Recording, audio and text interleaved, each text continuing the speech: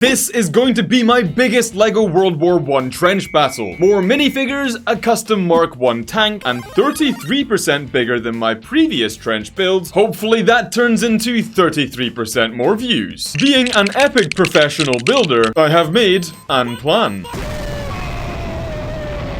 Also, big thanks to Surfshark for basically funding this entire project. More about them later in the video. If you also have no idea what's going on, I have annotated the plan for your viewing experience. There's going to be a German trench network supported by a machine gun position and a dugout, whilst the British Mark I tank advances on their position, accompanied by British sappers digging towards the enemy. You'll also notice craters, trees, barbed wire, and even some other minor details. Let's get started. So the very first thing we need to do is actually join these plates together. Oh, and I almost forgot. It's always fun to keep track of how much pain and misery I've gone through.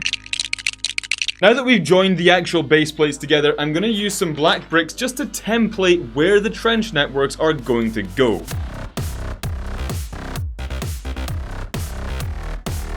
So based on the original plan, what you're looking at is a destroyed trench over here, and then you can actually see the main German trench network, and you can also see the dugout down the back here. Now what I'm going to do is just very gently template where the craters are going to go so that we can kind of build around them. I'm still deciding whether or not to try and put this like 45-degree in, or whether I just don't do that because it's just going to be needlessly painful work. Why did I try and make this circular and that at 45 degrees and wait until you see what I've got next? For some reason, I decided that the British sappers would be digging in at like an obscure angle just because I want to, for some reason, make my life more difficult. But just to roughly template it, this is where the British sappers will be digging towards the German machine gun position.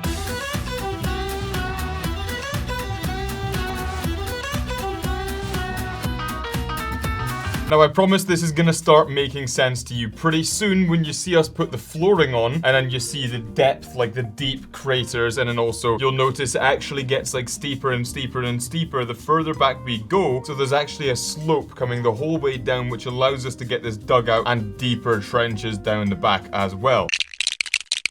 This is honestly infinitely easier after sorting through this LEGO. It's no longer just a painful digging simulator. I'm, dare I say, almost enjoying myself. Almost being a key word. Now another thing we need to do is build up the black wall all the way around the outside. Okay, so we officially just passed 3 hours and 30 minutes, and is it obvious that it's a World War I trench build yet? Nope. However, it's time for the pickup test. This is gonna go so bad. I would really not recommend trying to do something when the build is this incomplete. I can feel it falling apart in my fingers. Oh! Please, I'm begging you. So what I have, roughly speaking, done is I've put in like a bunch of the flooring here. Again, this will be replaced with brown. But before we can put the brown in, before I can build the tank, before we can place any of the minifigures and make this look like a World War I trench mock, I need to build the craters. Okay, that's the first crater almost done, I'll be honest. It looks a little bit awful, but we're gonna crack on anyway. Now, to make sure that I've got enough brown parts to actually do this, remember, we have already learnt, incredibly, 2 triangles. Well, actually, they don't quite make a square, do they? They almost make a square. It's good enough. Okay, that is officially 5 hours on this build, and it has begun to dawn on me how big it actually is. Now, for the pickup test. Okay, so now, this is pretty massive. And by the way, I'm going to be adding more to this in future videos. So, with that being said, what I'm going to do is I'm now going to build the Mark I British heavy tank, although the build instructions, they don't look quite so nice. So it's like very manageable, very manageable. That's pretty straightforward. Just drop a few bits on, and then one of those, and then oh my god. Yeah, trust the process. It's gonna come out looking good. Okay, so let's see what we've got inside the box. I believe I've got everything that I need here. Now, if you take a look in the instructions, there's just a lot of stuff to start with. It's just ridiculous. The first step is basically an entire model. Now, it might actually be easier just to pour all of this out into a box, but yeah, we'll cross that bridge when we come to it. Now, let's build the thing. Okay, so I'm not gonna lie, I'm slightly concerned at how big this tank is gonna be. You can see how large that is, and I've got a big head, I'll tell you. It's gonna take up half the mock. Oh my god.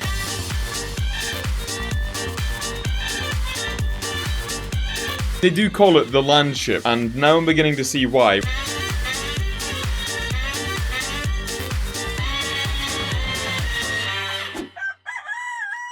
Look at the size of this. I'm actually genuinely tempted not to break this once I'm done because this is my baby. I'm spending a lot of time on this. I even managed to finish the Mark 1 British heavy tank, which, by the way, was a living nightmare to build. Basically, no! Now, I will link this below, but if you were going to try and build this, this is expert god difficulty mode. I wouldn't recommend trying. And to illustrate my point, yep, that is 17.5 hours. But never mind, let's open the An Epic plan and see what we've got left to do. Now, what we're going to be working on today for the most part is going to be the German trenches over here, the machine gun position, and also the dugout. However, you will notice I've already been working on the craters. I've done a pretty decent job on the British sappers trench, which is digging towards the German position. And of course, we're also going to have the tank over here. So what I'm going to do is I'm going to begin the timer once again at 17.5 hours. But I'm going to be working, for the most part, on the trenches to begin with. So I'm going to spin the entire build round. Now, you might think this is fragile, but because there's so many parts on it, it's actually pretty solid now. Now, you will notice I've already started to do a little bit of work here. I've kind of just tested out a trench system over here. And what we need to do is we need to replicate that trench all around the wall, all the way around here, and also on this trench out here. We're also going to work on the dugout over here as well. Then, of course, we're going to get trees, we're going to get detailing, we're going to get barbed wire, we're going to get like sandbags over here, we're going to get a big pole over here.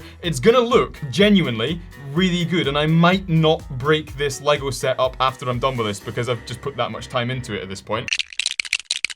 Okay, so real quick, I just want to stop and say, I actually almost can't believe how well this is going. Now, what I do here is I get these gray pieces and I pack them in because you'll see I then put like a brown layer over the top of it so you can't actually see them anyway. Now, I've also got these firing steps, which is what's allowing these guys to actually shoot over the top. They will need adjusted as I work on the terrain, but honestly, I've got to say, things are coming together nicely.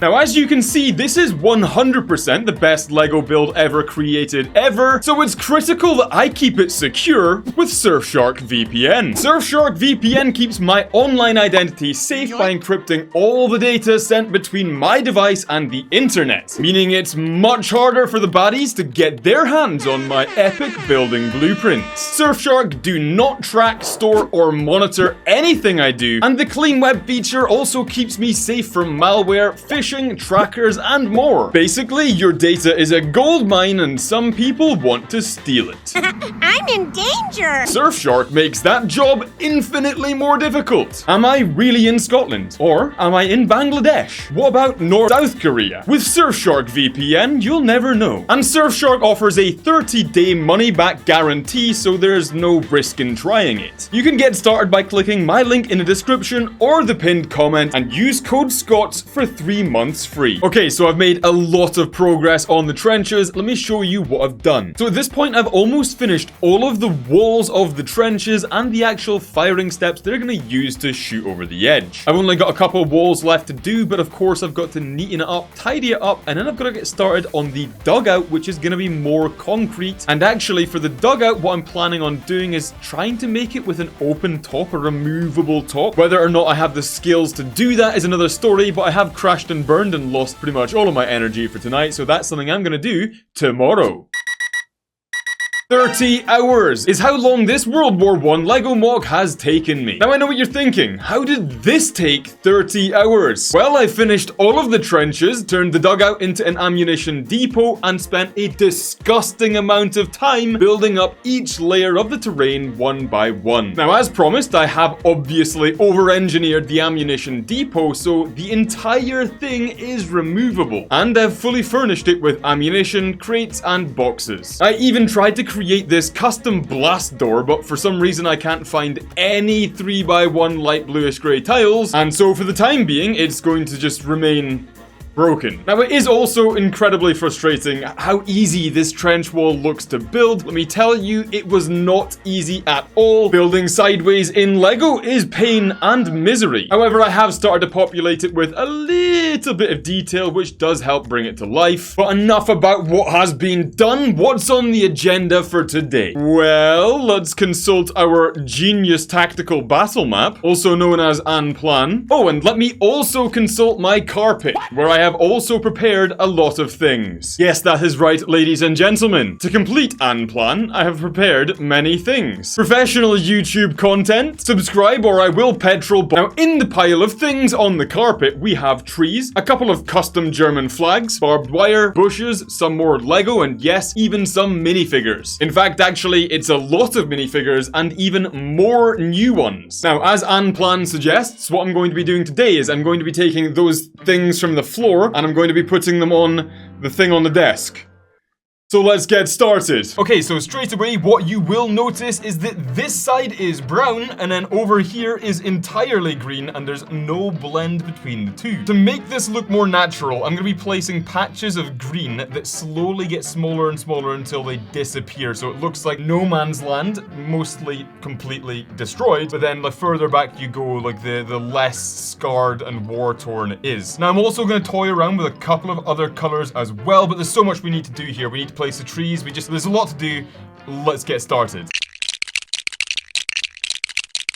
Okay, so what I've got here is I've got a tree from a previous video. This is when we made the Stug and the Jumbo Sherman. Was it an Easy 8? I can't remember anymore. I guess go watch the video to find out. Now, obviously, for a World War I no man's land tree, this has too many leaves, but that's a relatively easily solvable problem. Turns out, I'll deal with that later. Now, because I am a very professional Lego YouTuber, I have prepared some other dead trees. So let's place them.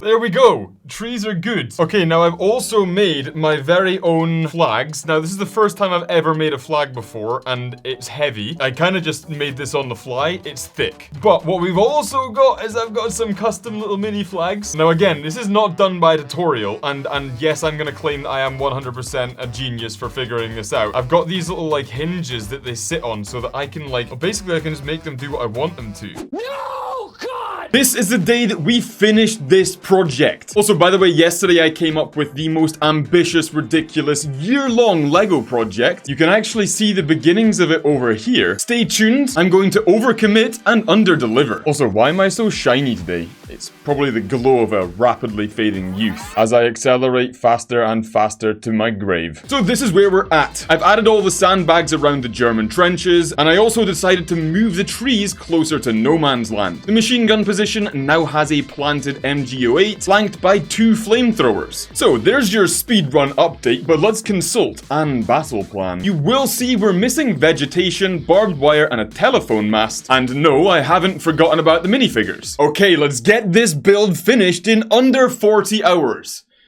Kill me. We have now officially entered the detailing phase, and this is where it all comes together. It's gonna get good quick, I hope.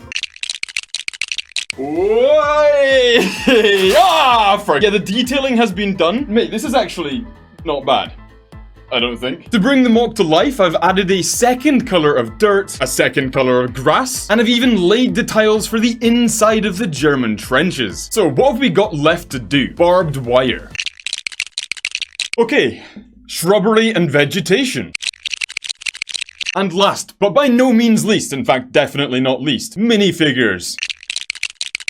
In the center of the build, the Germans are putting up a stiff resistance and more reinforcements are on the way through the trench network. However, the right side German trench has been entirely destroyed, with 2 British raiders actually storming it, killing a man, and, well, actually one of them is about to be bayoneted to death. But the reason they're trying to take that trench is because this man here has got an anti-tank rifle and he is trying to knock out the tank. Now, if that doesn't work, this German soldier is gonna try and storm the tank with a grenade in hand. However, this British British soldier has a trench club and he's got a very different idea. Now, the only reason that the British soldiers got this close in the first place is because they had a sapper's trench which had been gradually digging through no man's land until they reached the machine gun position. And then they went over the top. However, you can see it's not really working for them. This guy's being burned to death. This guy's being burned to death. This guy is being shot by the MG08. The only hope they have is this guy on the far side who does seem to have a trench gun, and he's about to commit some war crimes. Now, as we take a closer look through the German trenches, it's pretty obvious these guys were not prepared for this battle. Most of them are still trying to pick up guns or run into their position. There's also ammunition just laying around everywhere, but I suspect I know why they have found themselves caught out by surprise. Their telephone mast was destroyed by an artillery strike, leaving them completely in the dark, which allowed the British to gain the ground and form up for the attack. And that concludes the story that I have built around this mock. Let's talk about the specifics. I'm really happy with how the trees turned out. The dark wood makes a really good contrast against the mud. Also, the sappers' trenches and craters being sand is another good distinction. However, I